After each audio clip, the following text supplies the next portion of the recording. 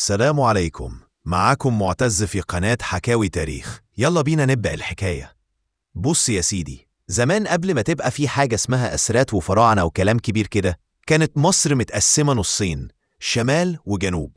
الحتة اللي فوق مملكة الشمال كانت عاملة نفسها جامدة، وعاصمتها اسمها بوتو، وشعارهم نبات البردي، والتاج بتاعهم كان أحمر. والحتة اللي تحت مملكة الجنوب برضو ليها عاصمة نخب، وشعارهم زهرة اللوتس، والتاج أبيض، يعني عاملين زي الأهلي والزمالك بس على قديمه. المهم، الدنيا فضلت كده لحد ما جه واحد اسمه مينا، اسمه يعني الموحد أو الملك الكبير. الراجل ده قالك أنا مش هسيب الشمال والجنوب يتخانقوا كده، خلينا نلم الحتتين على بعض ونبقى جامدين.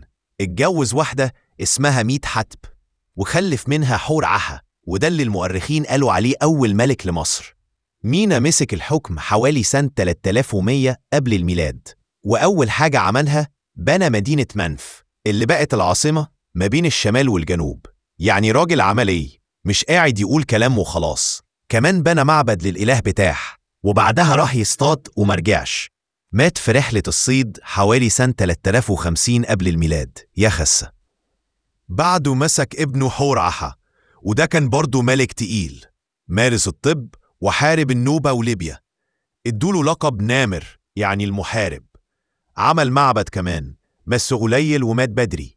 وبعده جه الملك جر اللي عمل شغل كتير، حروب وتوسعات، وكان مزاجه رايق يعمل غارات على ليبيا وسيناء ويخش كنعان.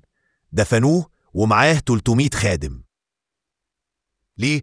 عشان كانوا فاكرين انهم هيقوموا معاه يساعدوه بعد البعث. يعني زمان ما كانش فيه موضوع معاش ولا تأمينات، كان فيه خليك مستعد تخدم الملك بعد الموت. الموضوع فضل ماشي كده. جه بعده جت، وبعدين مراته ميرت نت وصية على ابنها دن، لحد ما مسك الحكم هو كمان. والحكايات دي كلها من العصر اللي بيسموه العصر العتيق، بداية حكاية الفراعنة اللي لسه مكملين معانا. ونقف هنا، وبإذن الله نكمل الحلقة الجاية الجزء الثاني من الأسرة الأولى.